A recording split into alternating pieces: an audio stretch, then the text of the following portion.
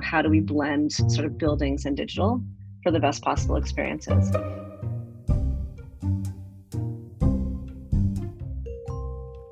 I'd like to be the first to welcome you to Design Nerds Anonymous, the podcast that sparks curiosity at the intersection of business and design.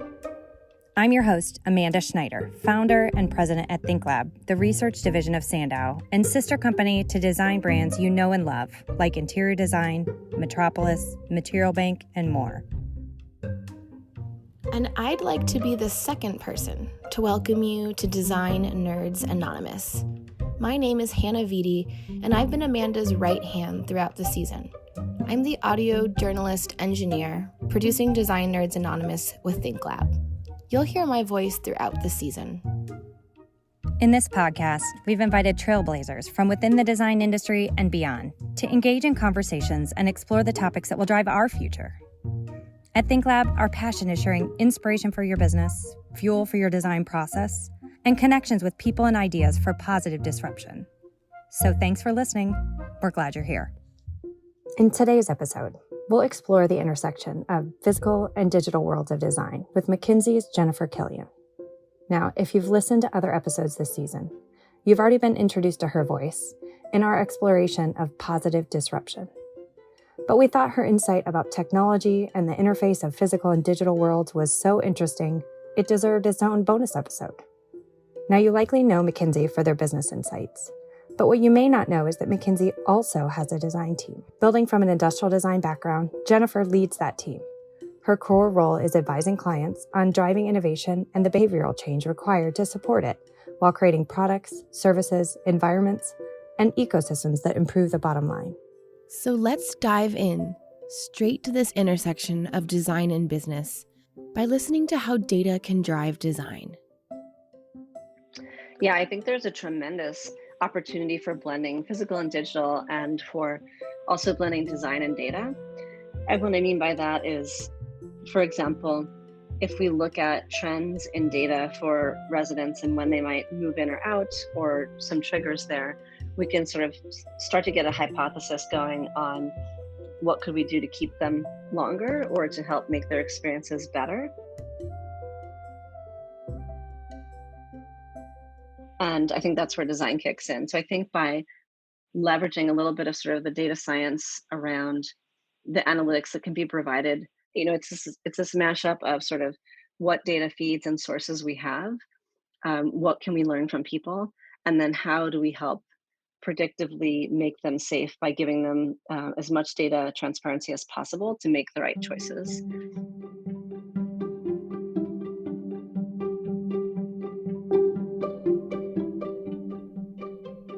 As you've heard, the global pandemic has opened up new opportunities to leverage data to help people feel comfortable in a space.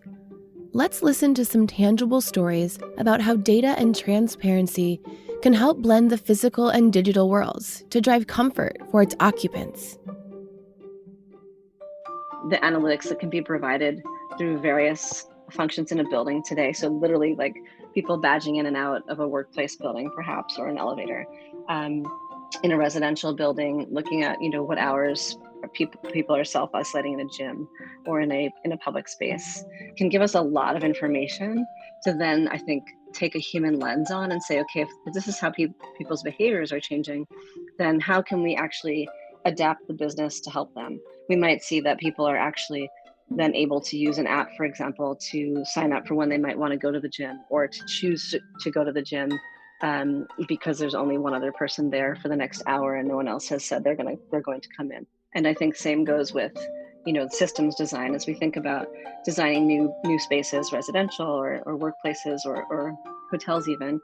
What makes people feel good about social distancing, but also still having some opportunities to not be just isolated. I think there's a huge difference between social distancing and social isolation, and one is positive for the moment and the other is quite negative. And so really making sure that we're straddling that line of, we don't have people entering and leaving so distance, or from a time or space perspective, that they feel completely alone.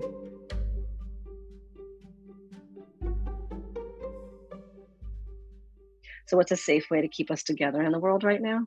I know one of the things we were looking at also is working with a client in China on creating a new living environment. It's part hotel and part residential for millennials and other generations. But we literally went down to the level of even designing the furniture, the beds in a new way.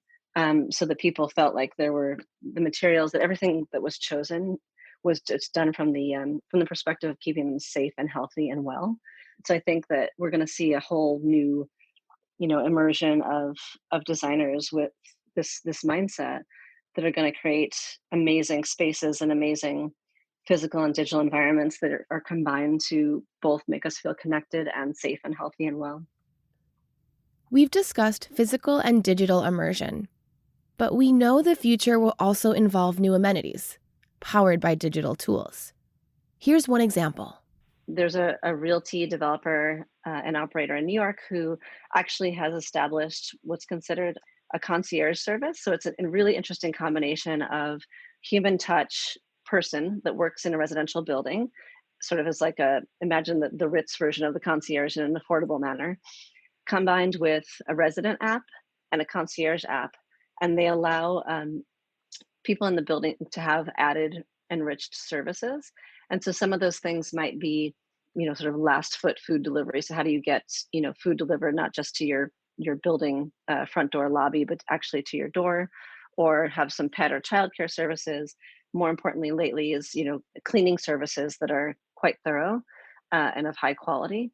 And then I think also index around the building health. So letting residents know the air quality, the humidity, like different things that might or might not be conducive to germ spreading, so that they feel better, and even allowing them to understand the latest in COVID data from their sort of microhabitats or neighborhoods. So that's been a really interesting thing to see come to fruition right now, and for the company to pivot into health and wellness for the residents. Things like being able to book and manage gym slots, or still leverage a public space, but in a private way with cleanings and wipe downs in between, I think has given them quite a competitive advantage over places that just have shut things down out of fear. And I think made the residents feel a lot more safe and cared for.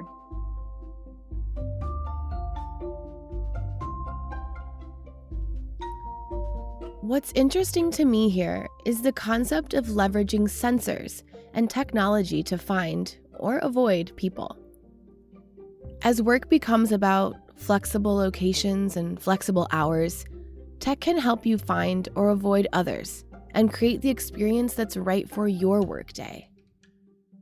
Same realty developer leader in their tenant buildings has actually leveraged sensors and other technology to understand where people's mobile foot traffic is during the day. So you can imagine like it's like a Google Maps mobility set of data, but just specific to a building. And by doing so, they've then been able to create an app for the employees that are in the building, which shows them peak hours of foot traffic for leaving, coming and leaving. So in terms of like starting your day, lunch break or snack or smoke break or end of day, you can really see when the safest time to get up and move about is. And then also for things like even the restrooms, being able to give feedback on it's empty now, right? So when is it safe to make those choices that would normally have been second nature before? Like I need to use the restroom. I need to go grab lunch because now is my block in between meetings. Can be a lot more substantiated by data that makes people feel safe and like they're exercising even better judgment. And then at the end of the day or the next morning, you actually get a whole data visualization dashboard feedback loop of your patterns. And so it can tell you have been 6 feet away, of course, from everyone, but you maybe had like 1 or 2 moments in the day where you were spent 20 minutes across from one person, perhaps having an in-person meeting, socially distanced with masks. And you may have had 20 other instances or 10 other instances where you were only by someone for 10 seconds or a minute, possibly in passing. But it can tell you this whole range of data for the day so that you know that you can feel safe and comfortable that what you were doing and sort of abiding by the traffic patterns in the office and the new, staying 6 feet away at your desk and all those things, that you feel you've taken all the necessary precautions and you're getting smarter about how to do so based on that data.